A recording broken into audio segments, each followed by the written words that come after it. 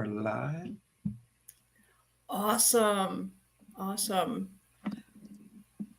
Well, welcome everybody to FiNC's first live event. Nick is a pro at talking to the public, and we're so excited to get to have a conversation with him and for you guys to learn more about his platform as well as who we are at FiNC. So in front of you, you have myself, Elizabeth. I am the Director of Outreach for FiNC. And we have Travis, the founder. And FiNC is his brainchild, and we're just so excited to have him be the one deliver kind of the meat and potatoes of what FiNC is all about. And of course, we have Nick, who is a Democratic nominee or candidate for Texas governor. So excited to have him on with us and to have this conversation. This is so exciting for us at FiNC, especially. You know, we all know that the system does not work for the regular person. The system is broken. The system is designed to be broken, right? And how do we fix that? Well, a big part of that puzzle is finding great people with great values who do what they say. And once they are elected into power, fulfill those promises. And again, we're happy to shine a spotlight on Nick for today, but just remember that as you are downtrodden and feeling a bit hopeless, perhaps, in your political choices, that there are hundreds, if not thousands, of great people, great candidates who just need a spotlight, who just need a chance, who just need maybe your $5, $10 to get them on platforms that will help their candidacy grow. And so we're just so excited to have Nick, talk to us and FiNC and Nick talk to you all. And then at the end, we're going to have a Q&A. So, please save your questions at the end. You can put them in the chat and we'd be happy to get to them. Before I turn the stage over to Travis, we do have a Google form that we would like you guys to fill out. It doesn't have to be immediate, just before you leave the audience. Please fill this out, and this just helps us know who you are, what you care about, and how to get a hold of you for any upcoming events that we have. So let me share that, and then I will turn it over to Travis. And I am going to be putting that in the chat for you all, so be on the lookout for that. Wonderful. All right, and here is Travis, again, FiNC's founder, here to talk about who FiNC is. Oh, apologies, everyone. I shared it in a different chat. There we go. Here is the Google form, everyone. Awesome. Okay, so, and here's Travis to tell you who FiNC is, why we're a different type of organization, why we approach politics in a different way, and get you to understand who we are, but then also understand how we want to move forward with you guys. So yeah, Travis, take it away. Cool. Thanks, Liz. Yeah, so just bear with us. This is my first live event, so but glad to be here with everyone. And so in a nutshell, there's a lot to talk about to explain what FiNC is. We are highly unique, so it takes a lot to explain, but we're going to kind of go over a nutshell right now, and as we go through this event, you'll learn more and more. So for those of you that are learning about us for the first time, we're basically we're doing something very, very outside the box, trying to be something other than we're not a party. We're not a typical nonprofit. We're not pushing specific policy stances. We're really trying to build a system that empowers you as the American people and build a better democracy. Basically, we're the architects of upgrading democracy. So we're acknowledging that, the system is very broken, which that means a lot to different people in different ways, but we're trying to really build a umbrella understanding of what that means and guide everyone to have at least some common alignment, that regardless of where you stand politically, you might not agree on policy stances, but ultimately there's some key issues that are happening in the system that that most Americans can agree with, and around like money out of politics, general representation. There's not really any accountability when politicians get elected and then they don't fulfill their promises. So there's a lot of pieces to how we want to build new infrastructure that empowers you to make decisions for yourself, not for you to just follow us, but to build this new system with us. So, you'll hear us talk about digital politics, which is a new framing of politics. It's a new lens, ultimately helping people identify what candidates truly represent them. Again, you might not agree with me on a personal level on policy issues, but that's not our point. Our point is really about the authenticity of a candidate and really seeing, does this person truly represent me, or are they representing big donors, those in power?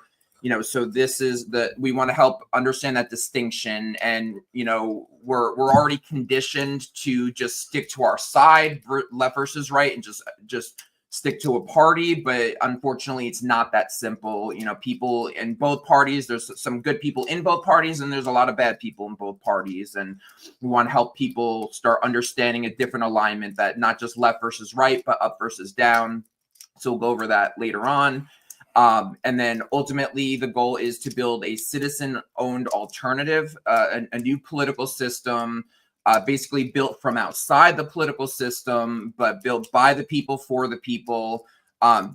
Really empower you to be part of this. We're calling you citizen architects, as people that will join in on this and help build this from the beginning. And we basically envision a system, a digital system that showcases, has every candidate, every citizen, every journalist, all in one shared space. Build a digital space that's a level playing field. Politician will have a chance to shine regardless of their financial backing, political backing. We just want to give every candidate a chance. And then if citizens do resonate with that person, they should be able to rise up the ranks, and not just because the establishment approves of them, but because the citizens approve of them, as it should have always been. So we have a unique opportunity right now, as the current system's publicly imploding, basically.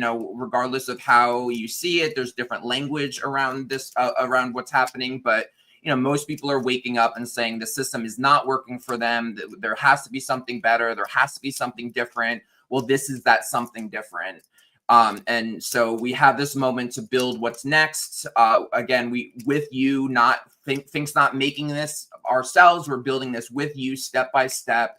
And the best part is we don't need the establishment permission. We don't need the permission of those that are already in power. We just need enough people who want something better and ultimately end up subscribing to this new way. Automatically gives us the permission. We just need the permission from the people, not those in power. It's not, there's a lot of legislative reforms in the long-term goals that we would want, but we can actually flip the entire system upside down without any legislation first, just getting people subscribed to this and a new way of choosing how they vote. So I know this is a lot to take in, trying to make this as like a quick little intro thing, but that's a bit of it in a nutshell. There's other stuff you could see on our website and our socials. Barely scratch the surface, but we'll go into more of it throughout this event. So that's pretty much the deep intro. And we'll also circle back later at the end of this with any questions in the Q&A. Awesome. Thank you, Travis. And now we're going to turn the stage over to the man of the hour, Nick Pappas. And Nick, let the good folks know, what is your reasoning to run? What was your motivator? What are you sick of the system? And what do you bring to the table for Texas?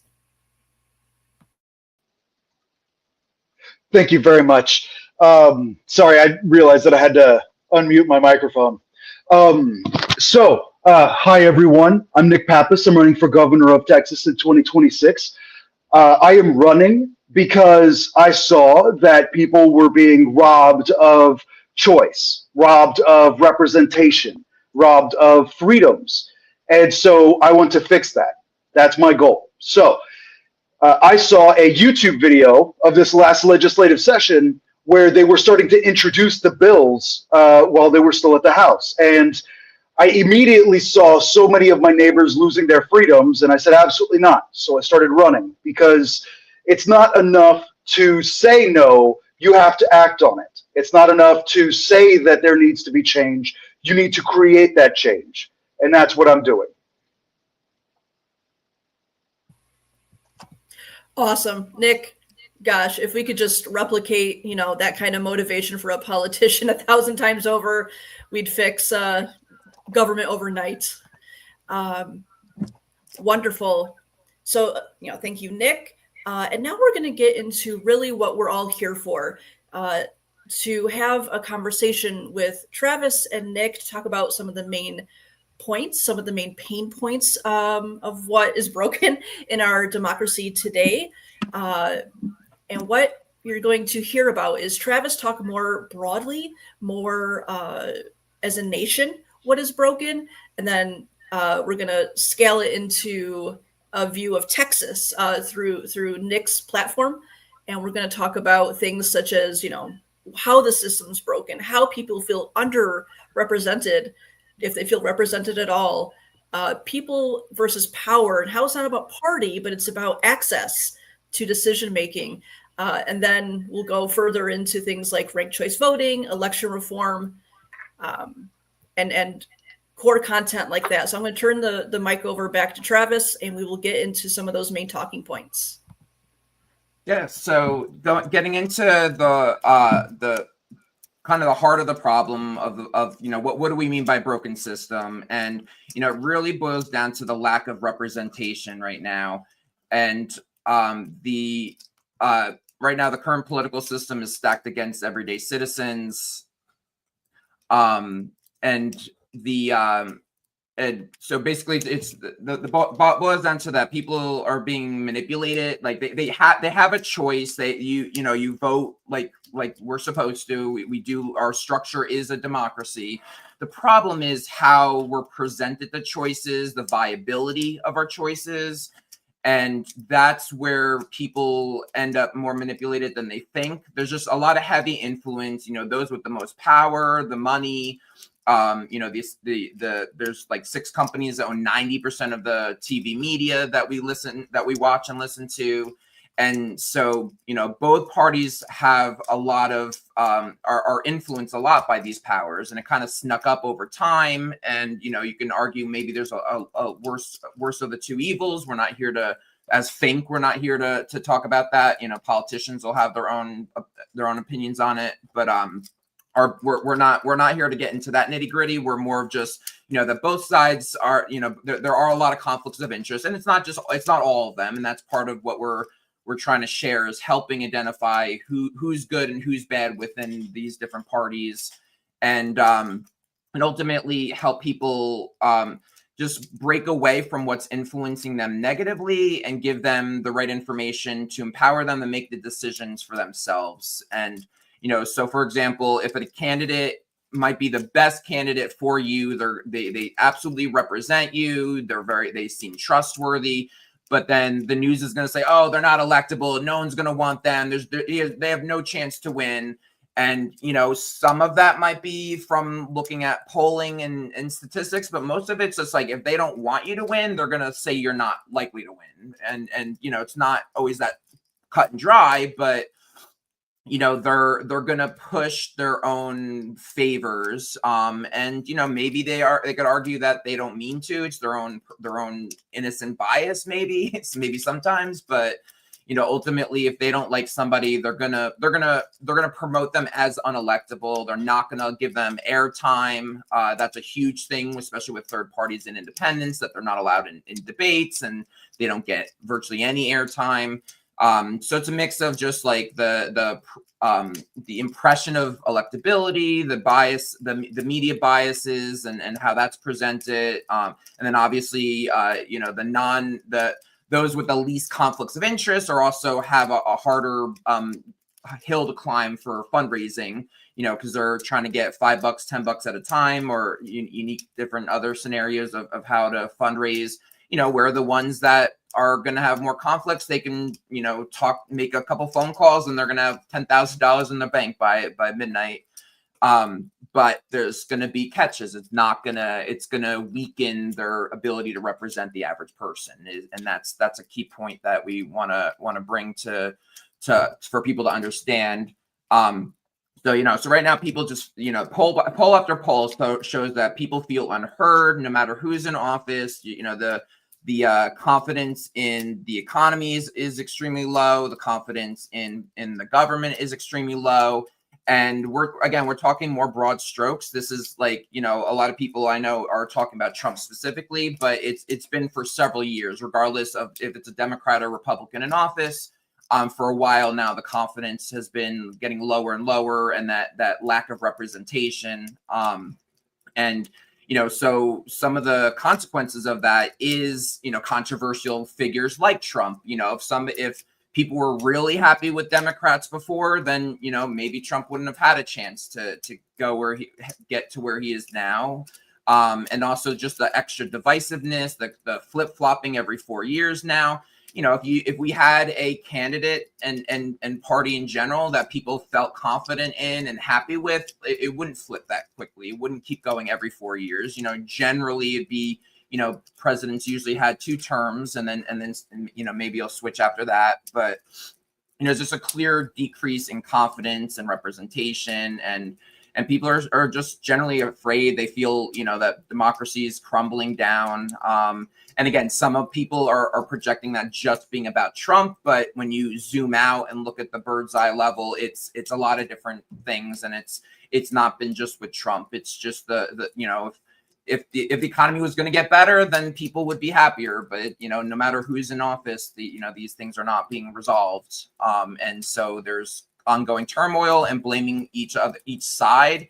And that's where we wanted to start moving the dynamic to up-down politics, that, it's not about one side is right and the other side is wrong. It's about who are they truly representing? Are they representing those that have the money? And so those, billionaires are getting richer every year. They're not struggling from this economy. Most Americans are, but not those at the top.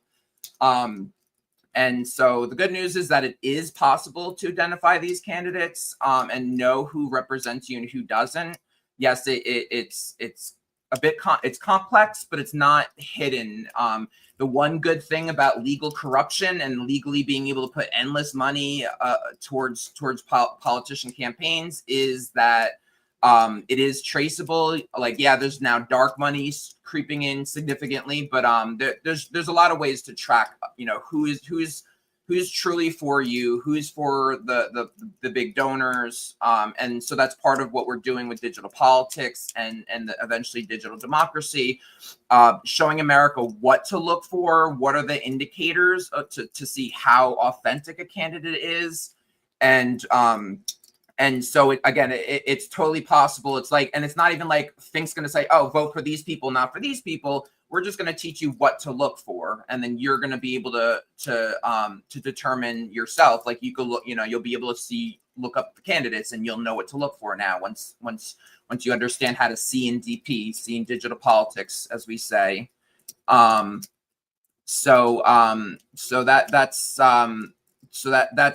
what we're trying to do is just help empower people to make those decisions, and so in a nutshell, it's regardless of left versus right politics, we want to encourage citizens to support grassroots candidates, and that is the crux of it all. And that's what FiNC is here to say, is just we're not here to say which policies are better than others in terms of healthcare and climate issues and things like that. But when it comes to who's representing you, that's where we have our voice and help you decide one side or the other. And that's also why we connected with Nick over here, that he's purely grassroots and checks the boxes for what a candidate should be doing to be truly representative, that there's, the lack of conflicts of interest and just generally, for the people, speaking to the people, and he some politicians, they just want the most money possible to win the votes, and he wants to actually connect with voters, represent voters, and so on, and that's how he would earn the votes. So at that moment, with that, I'll pass it to you, Nick. Thank you very much, and I really appreciate the introduction. So when we talk about elections, we all talk about how we want free and fair elections. We do not get free and fair elections here in America. And I know what you're thinking, but we're supposed to. Absolutely. So when we're talking about free elections, you don't have a free election. You're free to choose whoever we put on the ballot for you. That's not a choice. You get to, you don't have a choice. You're given a choice. So what I want to do is institute ranked choice voting. I want to make it to where nobody's vote is thrown out. No candidate is a spoiler or loser or unserious candidate, and everybody has a genuine shot to represent the people that vote for them. Now, we're talking about fair elections. Elections are not fair right now. I can only speak for Texas. I can't speak for the entire nation, but just in Texas, we have Secretary of State, we have multiple commissioners that decide how you vote, where you vote, when you vote, how you're able to vote once you get there. They determine these things. Like early voting, you'll have a dozen spots that you're able to vote, and then on voting day, there's going to be one spot in a very remote location, and the line could be hours and hours long. These are not free and fair elections. These are designed to suppress votes. These are designed to make it to where you give up or that you don't vote. So what I want to do is I want to make sure we change all of that. While we're changing all of that, I want to make sure that I am representing my constituents. I want to represent all Texans. I don't want to represent half. I don't want to represent a fringe quarter of Texans. I want to represent all of them. That being said, I'm not accepting donations. I will not accept donations until after I win the Democratic primary. That way, one, everybody knows that I am the clear front runner and I did it being me. And two, money comes with strings. The more money you get, the more strings are attached to it. I've seen it, I've experienced it, and it's not something that I want. I want to be able to represent all of the Texans. I want to make sure that I can do it honestly and fairly. So when I say that we don't have free and fair elections, it's not like we're North Korea or Russia. It's not like that. But you're given the illusion of choice. You're given political theater. And you need to make sure that you can recognize it, you can fight against the propaganda, and you don't become apathetic. Every single vote counts. I know I just talked about political theater, but they still count votes. They don't count dollars. I voted in the last election. I walked into the voting booth to the voting machine and I tried to feed in $1. It wouldn't take it. They only take ballots. So your vote matters much more than your money. As long as you can get off the couch, as long as you can vote, that's what matters. I'm not talking about any political parties. I'm talking about getting off the couch and voting. Because if you don't vote in your best interests, you're going to complain for the next however many years until the next election that, oh, well, you know, my vote doesn't matter, but so many people voted for this guy. Well, because your vote matters. So that's that's really the introduction to ranked choice voting. When you vote in ranked choice voting, you actually vote for one person. So there's 5 people on the ballot. You rank them 1 through 5. If your number 1 choice gets knocked off the ballot for not having enough votes, then your number 2 goes up, and then your number 3, and then your number 4, and then your number 5. So your vote is never, ever wasted. It's never, ever discounted. And no matter who wins and who loses, you voted and ranked them based on who you wanted. And then, of course, if you just don't rank people, then they don't get that vote. So that's ranked choice voting. And if it's instituted, you're going to see a lot more independent. You're going to see a lot more political parties start to show up. We can't do it on a federal level from Texas, but we can absolutely do it in Texas. Texas can show the federal level, hey, listen, it's big and bold, just like Texas is. Yeah, cool. And yeah, we're definitely proponents of ranked choice voting and generally just the flexible voting methods. So we definitely support the idea of ranked choice voting in Texas and in different states. And ultimately, our dream would be having that form of voting across the board. with FiNC, we're unique. Like we support flexible voting all flexible voting methods. So it's ranked choice voting, proportional voting, star voting. It's really up to America is where our hands are up. So we would love to see any of those things. But yeah, it seems like ranked choice voting has been the most popular these days, and has the most traction.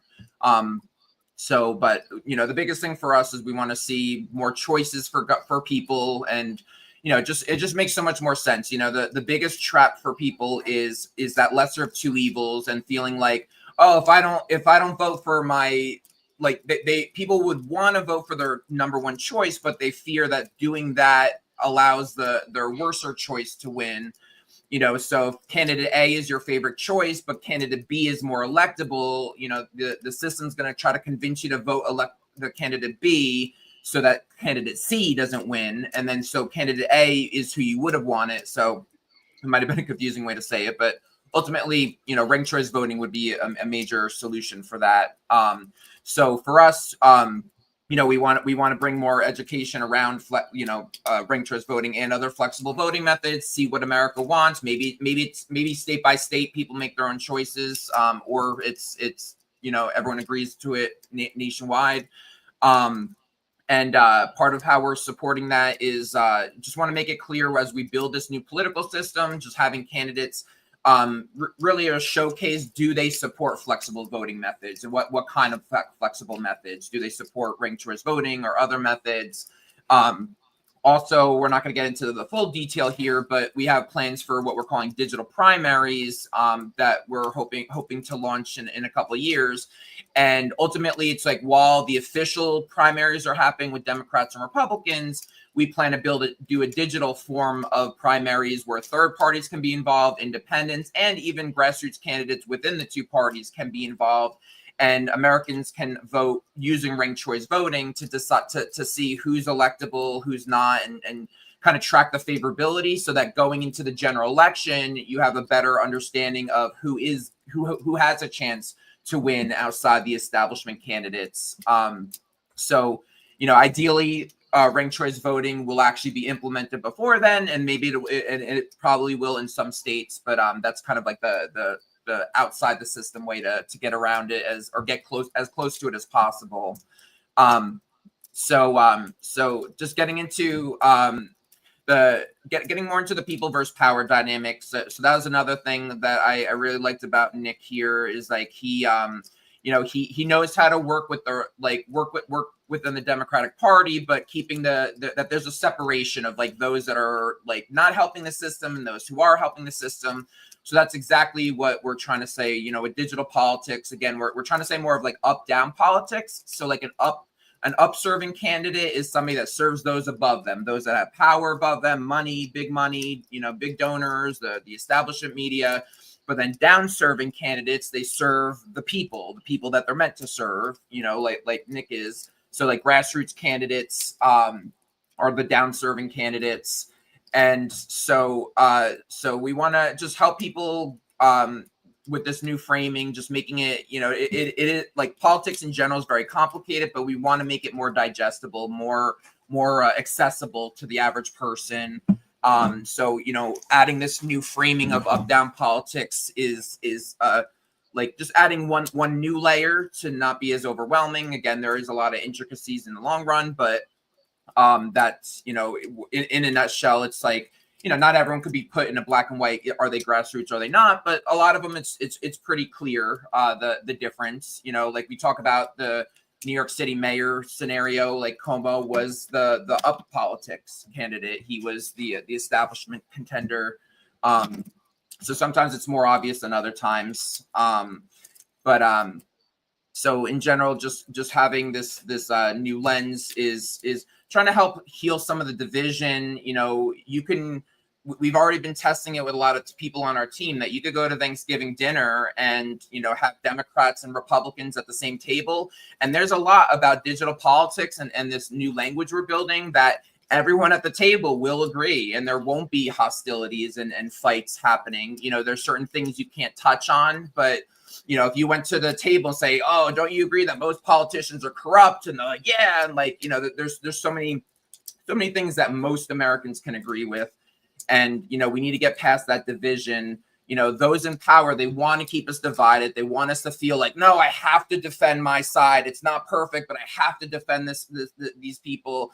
I can't let the worst or evil win. I have to defend this. And then sometimes people don't even realize they're defending that they're compromised, and that they're trying to defend something that they shouldn't really defend. And it's just because that's to them, like, we've all been conditioned that we have just those two choices. So, whether the future holds more party options or it's still just within the two parties, but we have stronger primaries, regardless, we got to have more choices. It's got to be more of a separation to identify, who's really on your side.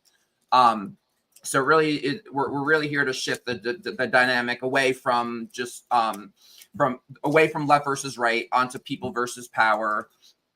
And then getting into the money and politics issue, which is another thing that we deeply agree with Nick, and he touched on a bit of that, is that is really the core issue that we're dealing with in our times. Like, regardless of what you care about, like, if you follow the money, it does trace down to money in politics. And whether Democrats or Republicans have a majority in Congress, and I speak of them as the people that are in power today, the old guard, regardless of if it's Democrats or Republicans, your healthcare is not going to get better, because millions of dollars is being spent by big pharma and the private health insurance to make sure that they don't pass legislation that works in your favor.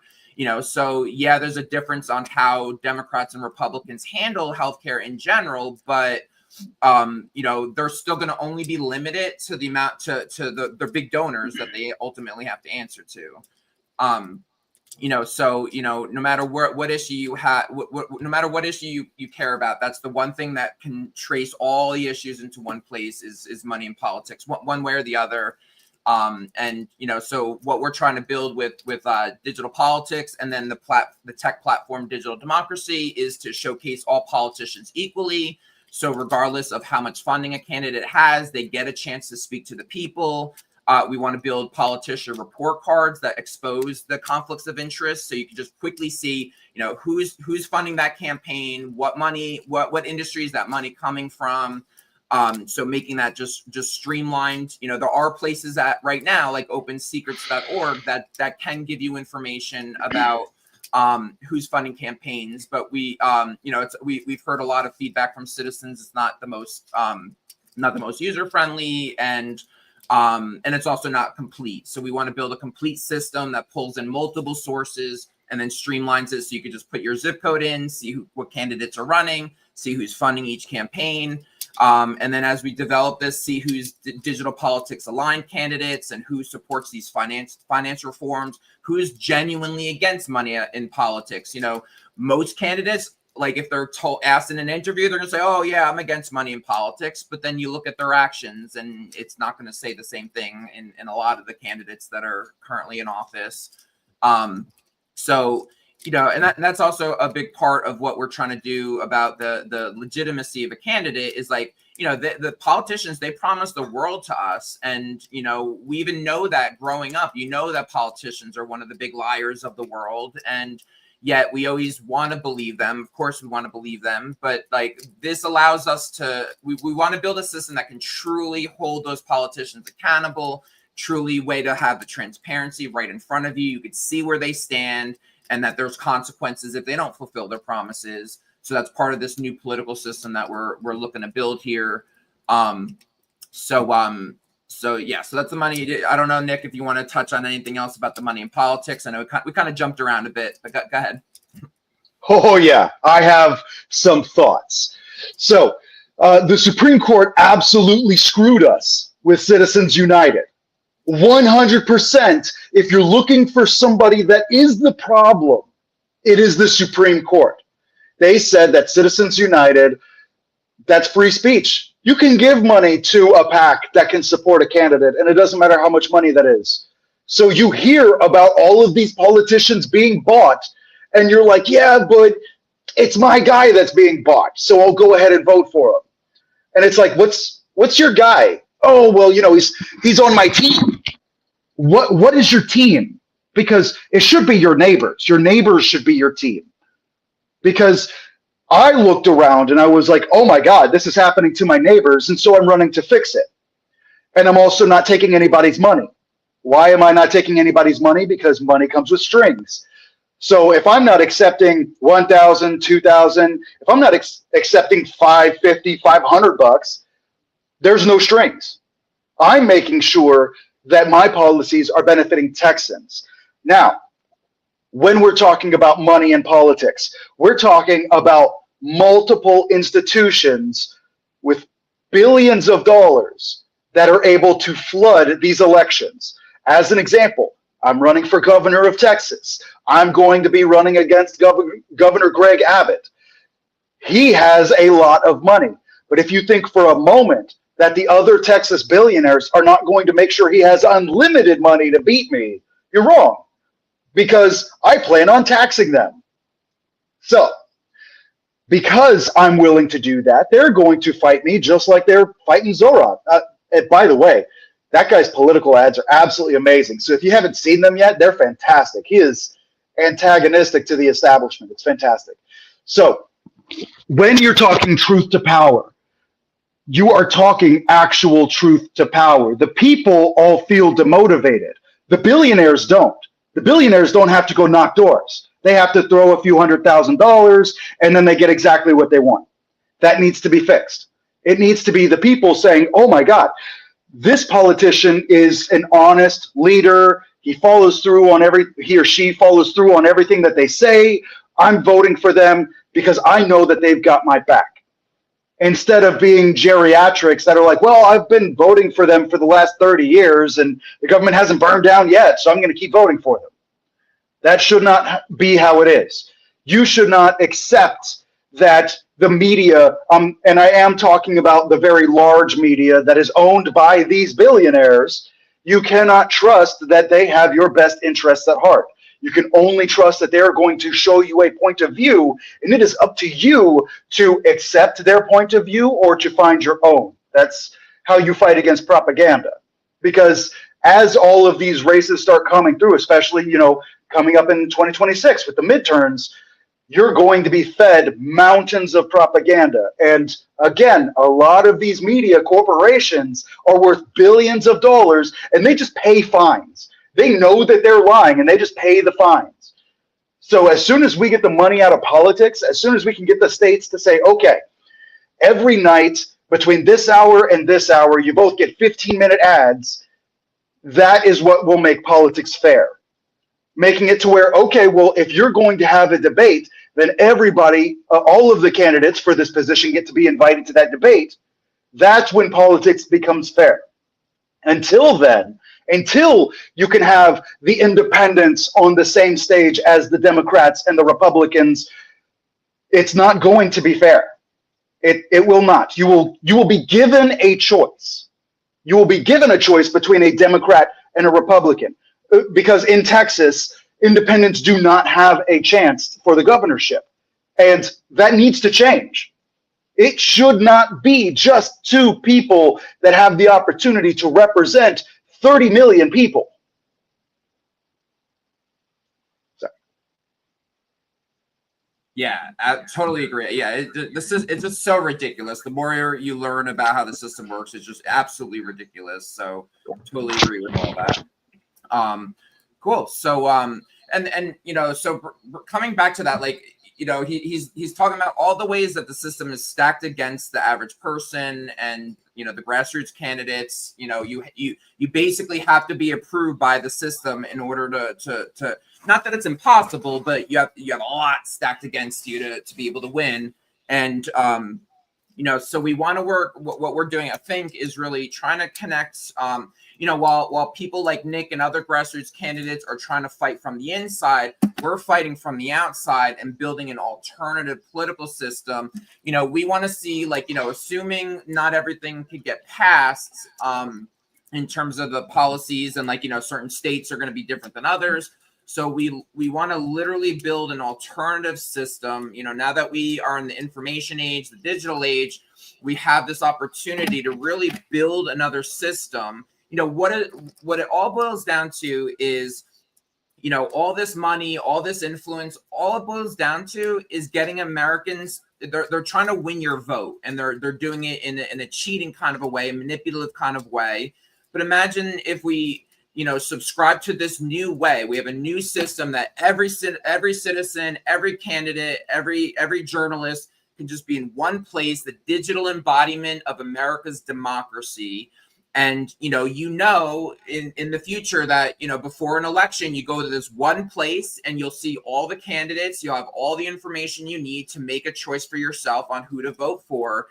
That can completely shift how people vote. And, the more that people use that to make their voting decision, basically starts completely leveling that playing field. That, when you're looking in the physical world, yes, the person with the most money is going to have the most ads. And, when you turn on the mainstream media news, you're going to see those same candidates again and again.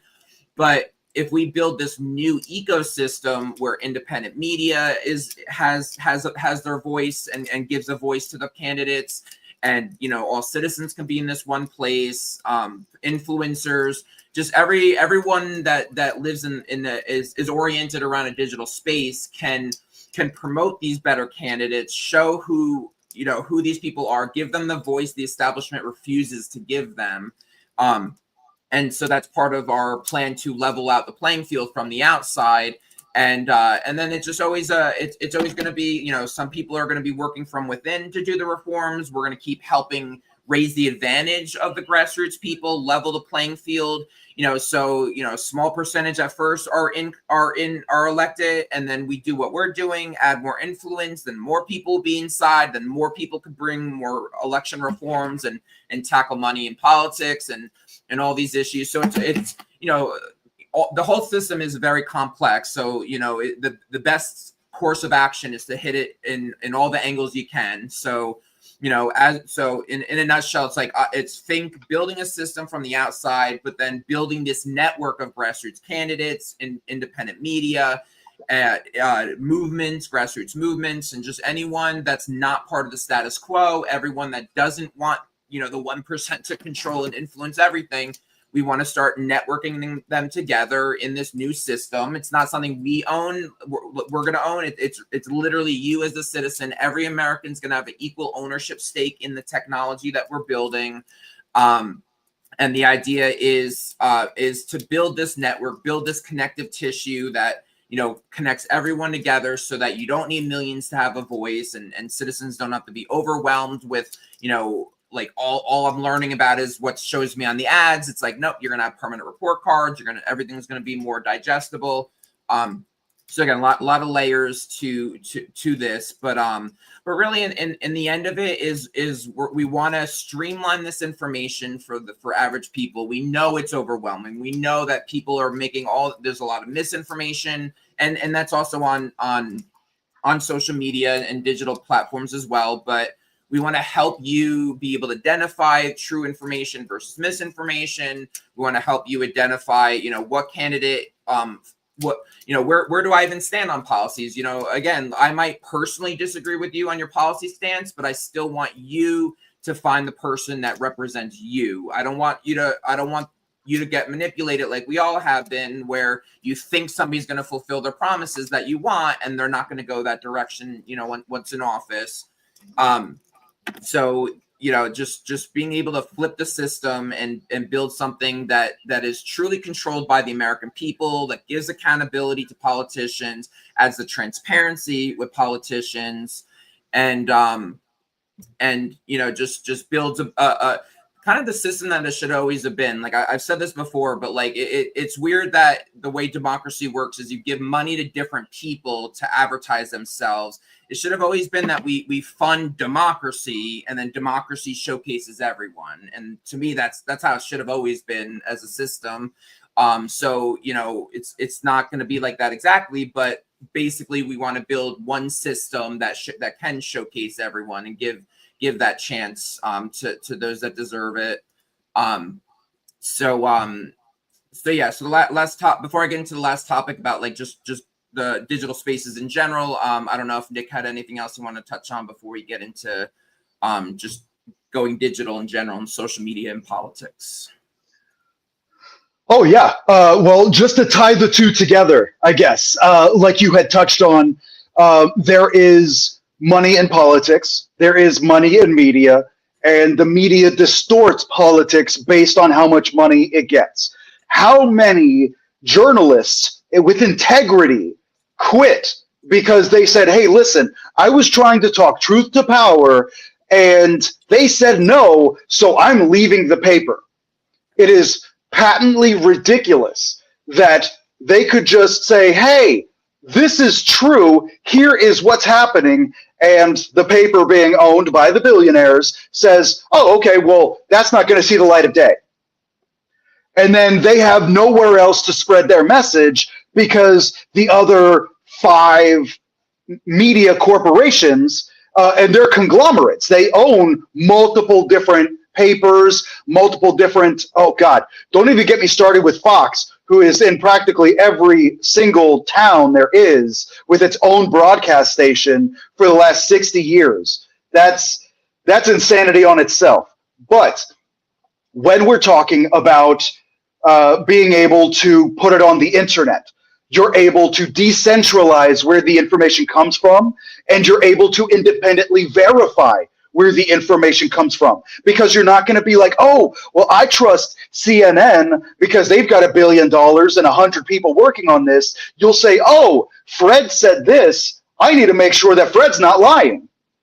So the greatest way that I could say, oh, FiNC is actually doing what needs to be done is you look at the 50-51 movement. It started completely decentralized. It relied on everybody to jump on board and push forward. It motivated people because they felt not necessarily a sense of ownership, but a desire to see it work as something they could take pride in. And that's something that FiNC is able to create. Cool. Yeah. You're hitting it on the nail with the journalists and all that. Definitely agree with that. And, so what we're doing with FiNC is there's a fine line between ultimately democracy is about grassroots, decentralization, but then there's a disadvantage where if you're decentralized, it's harder, each piece of it has to get advertising and marketing and be known. So part of what we're trying to do is that if we have one centralized infrastructure, but for decentralized information, that is what we feel is key. And the centralized infrastructure is what America is going to own. So what we envision, what Nick is saying about independent journalists, we want a place where all the journalists can go, all of them can have a voice, they can all have their profiles, they can have video content, written content. Because another piece of what happens is a lot of these platforms, they demonetize you if you're like too radical. So, some of them right now are using social media platforms, but they get demonetized, they get pulled down on algorithms. And so, the system fights back. It tries to quiet you as best as it can.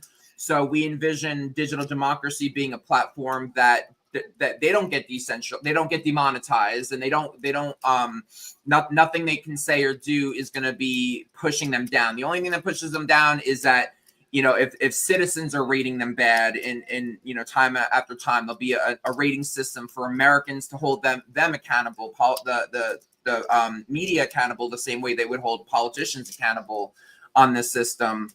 But so ultimately we're envisioning one place so that you could market that, hey, this is the digital embodiment of America's democracy. This is where you could find your independent journalists, independent candidates, independent movements, grassroots movements.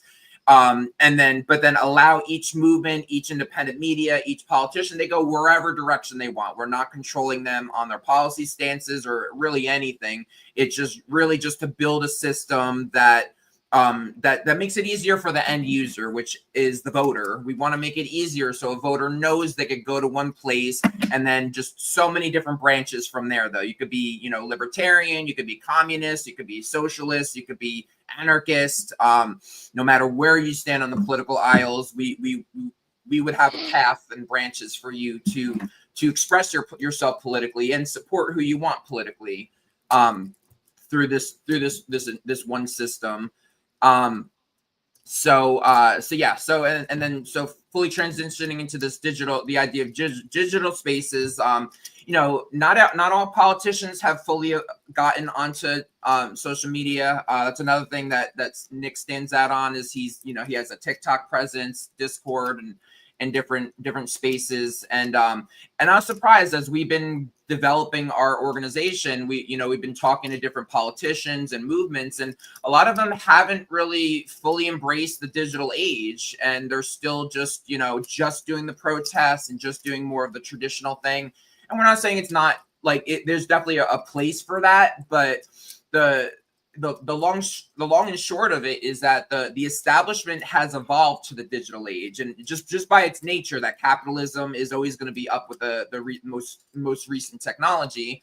But so unfortunately, the corruption, the bad influences, the establishment, they are on social media constantly. Everything they're pushing it has a digital presence.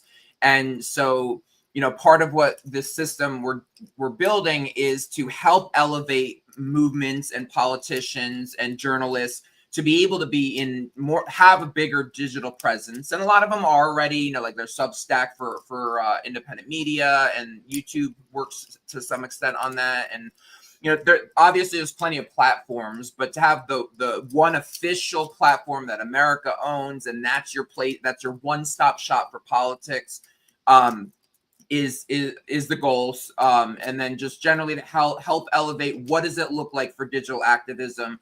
Imagine a world where, yes, it's still important every few months going to a protest and different rallies, but imagine if just 5 minutes before bed, you could do a little bit of work to help promote something and move our system in a positive direction.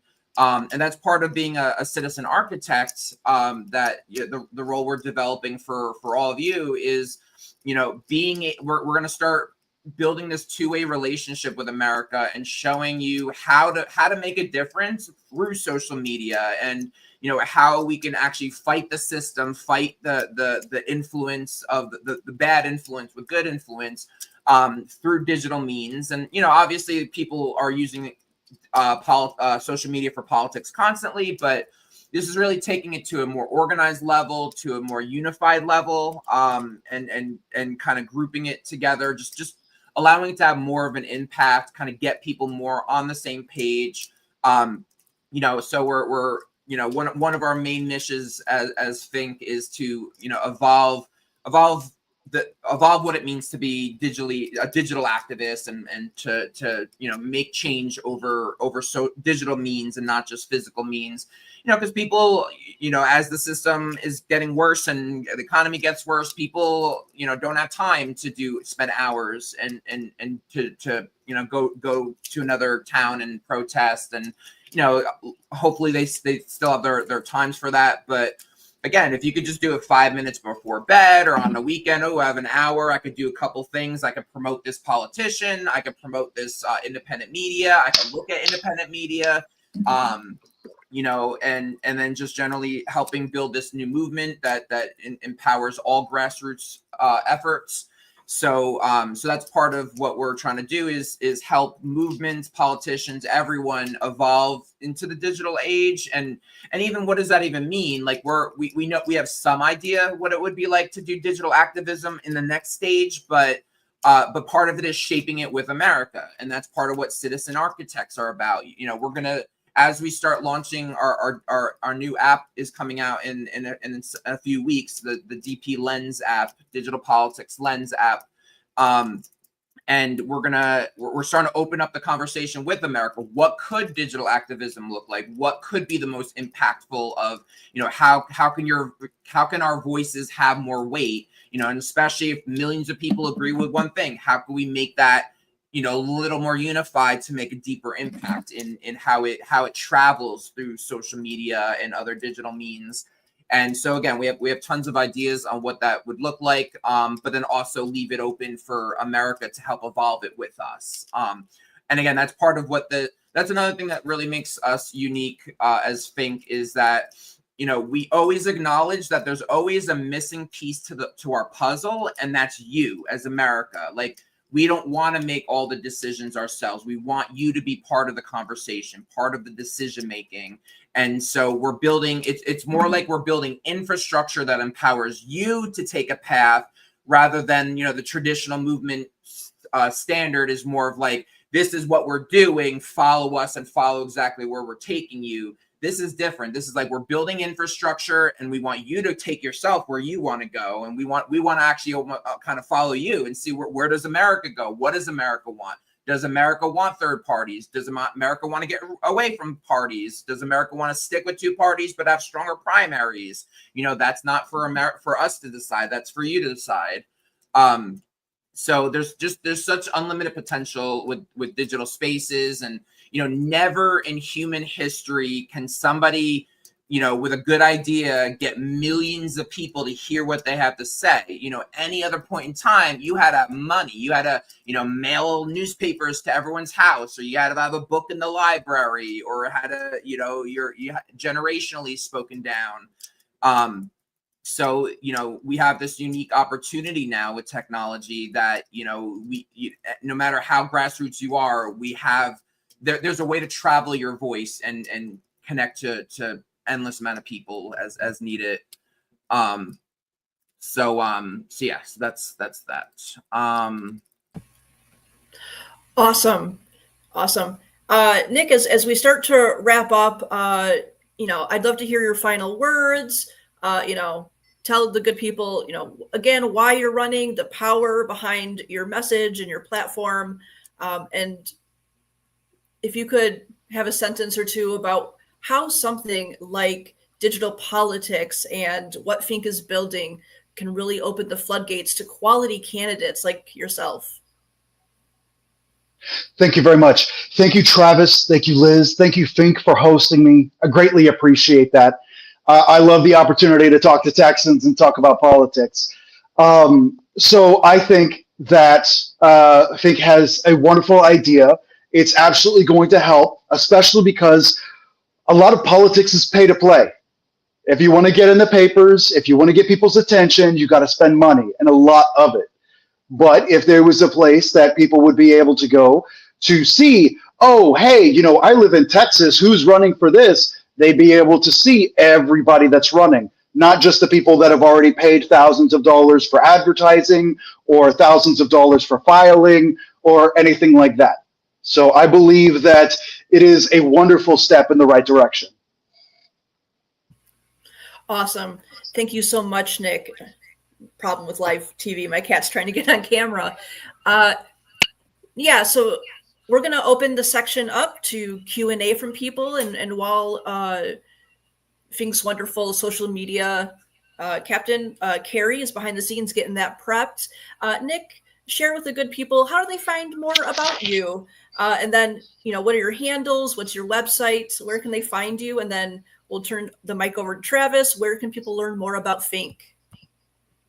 Awesome. Well, thank you so much. So right here on the website, that's pappastx2026.org. That's my website. It's got my platform. It does have a link to my socials. I have a link tree. It is the linktr.ee/PappasTX 2026. I am on a dozen different social medias because as of right now, you have to advertise on 20 different social medias or you're not going to get your name out there.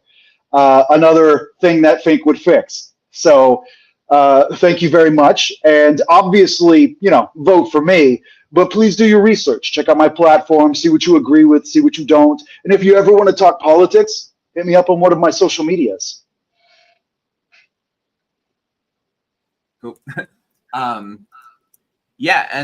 for us, we visit our website, futureis.org. Don't forget about the form that we shared earlier in this chat. We should probably share that again nowish. And then our handles is pretty much, it's at futureis.org. Our main platforms is TikTok, Instagram, Blue Sky. We're in several others. You could also go right to our website, and at the bottom is all our handles as well. But ultimately, pretty much all futureis.org. and look out for the DP Lens app. So that's coming out. We don't have an exact timeline quite yet, but definitely within the next several weeks. And that's going to be a key milestone for us moving forward to really interconnect with America and get your feedback and really start building a genuine two-way relationship between our organization, this movement, and your hopes and dreams and fears.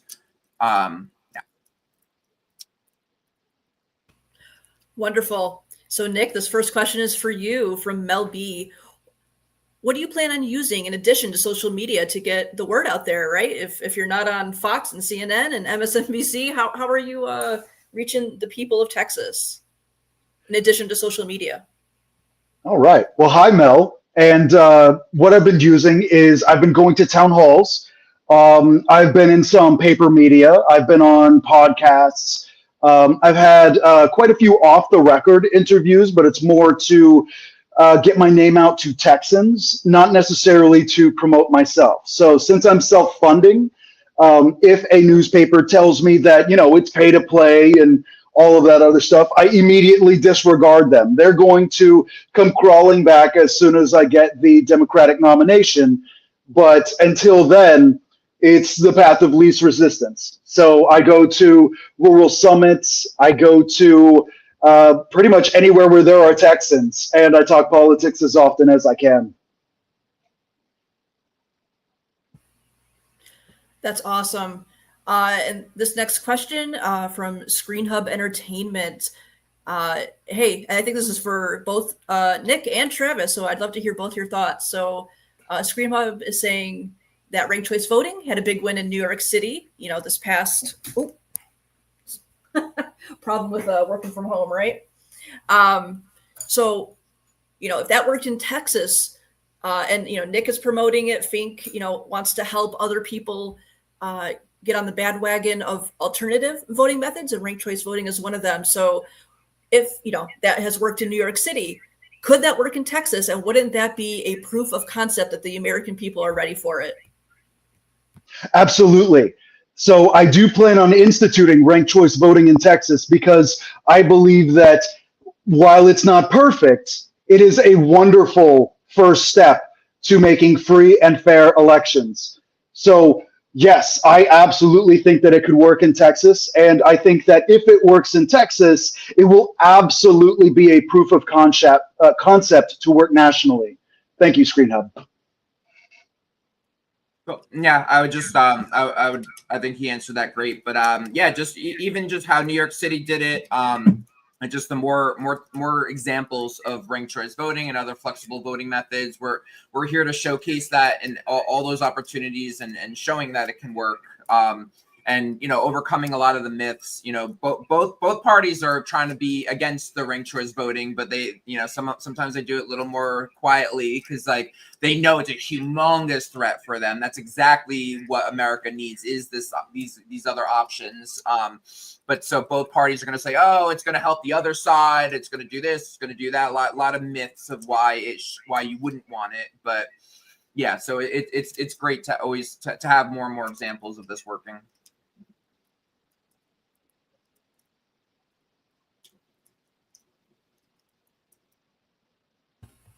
Awesome. For Tasha, how can we start building a strong foundation of understanding from the citizen level that is both demonstrated? Demotivated. Thank you so much. And discouraged, right? The public are they're tired, and they're tired of being tired. They're tired of being lied to, right? So how can we start to build that trust and that foundation of engagement with people? Yeah, so I mean, once you get the correct overarching narrative, a lot of things start fitting into place. So we keep talking about as FiNC is, at the heart of things, people are not being represented. The money in politics, there's conflicts of interest on both parties, and so once we start understanding that, again, it's not left versus right, it is more people versus power. And there's still going to be that battle, the ideological battle of left versus right. But what's making it so hostile with one another is that people versus power aspect. And so the more people awaken to what that is and what it's causing, both sides do this. They're going to show you the extreme of the other side. They're going to show you the one that looks the worst. Like the one example I always bring up is like, Republican establishment is telling a lot of Republican voters, they show them that image of like, a woman is 8 months pregnant and is getting an abortion on the way to the hospital, when like, no one would agree with that on either side. That is not a typical Democratic stance of like, in that, general circumstance. There's a lot of complexities to that issue, but there's just the bottom line is that they try to find the most extreme scenario and shove it as like, oh, this is what everyone's doing. And again, it's both sides. I'm not trying to pick on one, but so again, identifying who is part of the system, and again, it's up down politics, but it's also there's upserving candidates, but there's also the media, the established media is upserving media, and if you start learning to identify who the grassroots candidates are, the grassroots independent media, decentralized independent media, journalists, there's a newer narrative that keeps coming out more, and it feels more honest. It feels more authentic. They're quieter in the sense because they don't have the financial backing, but there's more truth coming out, and there's this groundswell of new voices that are coming up, and it is more unifying. And so once you start really feeling that it's not half the country is against the other half of the country, if you really start zooming out, you can learn that the dynamics are not that. They're, we're always seeing the extremes of both sides, and we're being purposely pinned against each other. And and look at the statistics. If you look, like there, like a lot of policies, most America lands on a lot of the same policies, believe it or not. And and then especially looking at democracy issues, like most America wants money out of politics, and they would want something like ranked choice voting, and they want more representation, they want stronger primaries. So when you look at the stats, you'll see that there people align a lot more than it seems, and that's where FiNC wants to focus on, is what brings all those commonalities that bring us together, and so that can bring some more hope, and just seeing that that more people are on the same page than you would think. A lot of people feel like, oh, I'm all alone in the way I'm thinking, or I have a certain political leaning, and I don't have a political home. And we want FiNC to be that political home, or digital politics specifically to be that political home. And so there's a lot of things that can make it more unifying, make you feel more empowered. Again, as we launch this Citizen Architect program, build a channel to hear your feedback, take in your feedback, and then also, there's a trust for us to prove that we will implement your feedback and give your opinions a voice. Have your feedback matter in what you provide to us, and then really start building this new system together, and start evening out the playing field.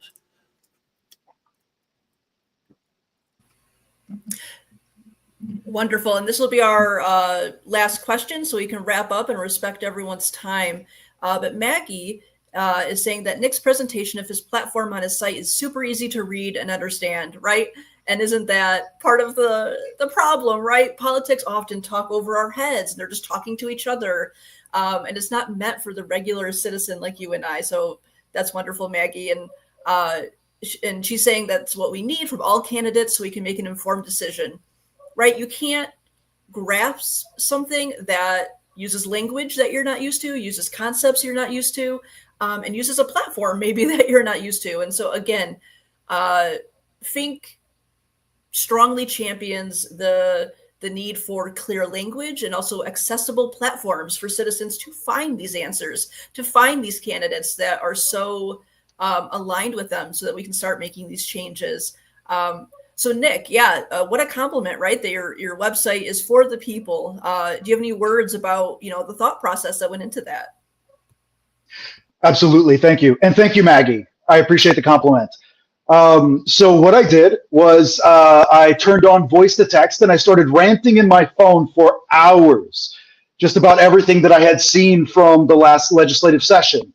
I think it's very important that we show everybody what we're thinking. Now, although I may not be able to accomplish everything on my platform in a single term, everybody's going to know where I stand. Everybody's going to know where I vote. Everybody's going to know where I encourage. Everybody's going to know, oh, if there's legislation, is he going to veto it? They're going to be able to go to my site and be like, oh, he's going to veto that. That's against what he stands for. And the reason why I wanted to put everything directly on my site, and when I have more conversations with more Texans, I update my site. I do make changes. I refuse to change on the core, because on the core, it's representation, honesty, integrity, and leadership. That's the core. But on like the details, there's going to be a lot of people with experience. They're going to give me their experience, and I'm going to be able to adjust. Like transportation, as example. I was just talking on Reddit, and some guy brought up, oh, hey, we should probably change this. I had no idea that it was a thing. I looked it up, and all of a sudden, I had an entire public transportation platform. And now, when I get elected, everybody's going to see, oh, this is his platform. Let's see if he keeps his word. Great, Nick. And that tied into what Tasha's comment that popped up, right? So often, like you said, Nick, politicians tell us our choices, right? They give us this false dichotomy, this false two-option, and I love the word you used earlier, Nick, the theater of politics, right? The silliness, the games, the performance of politics. And that goes into Tasha's question about, or statement about helping spread real information, real choices, real opportunities for people to engage with their own political compass rather than what we're just spoon-fed. Nick, I just want to say thank you so much. FiNC is so thankful for a quality candidate running like yourself. I wish I was in Texas, so, you'd have my vote, Nick. But again, everyone, visit Nick's platforms. Check him out. If you have friends or family in Texas, let them know about Nick. Big thank you to Travis as well for explaining FiNC, what we're doing, and how we are really excited and really open arms about bringing the American people, the voice of the people, into building the platform and the app and the decision making that will be going on. And so check us out. Please fill out the form that's in the chat. And we're just so grateful that you people decided to spend some of your Wednesday with us. Nick or Travis, I don't know if you have any final words to share with the people. I do. Oh, sorry. Thank you so much. I just wanted to remind everybody that FiNC does have a website and they do have social media. So do not hesitate to reach out to them. Hey, same with me. Go to my link tree, go to my website. There's a socials link. Reach out. If your questions didn't get answered or if you come up with something later, reach out. The only way that everybody's going to improve is if everybody works together. Cool. Yeah, and yeah, so definitely support Nick and grassroots candidates like him, and follow what we're doing. We're still our website's about to get updated. There's a lot of great new milestones that we're finishing right now, especially the Digital Politics Lens app. So keep watching. Look at our website. Look at our socials. We'll be announcing as these new milestones come into fruition, and look forward to start really directly engaging people and learning how to build that two-way relationship with America. Wonderful. Thank you guys for coming, and I hope everyone has a wonderful night. And just remember, there's a better way to do this whole politics game. So keep checking us out. Keep your finger on the pulse for upcoming events and different ways to get involved. Thank you so much, everyone, and have a great rest of your night.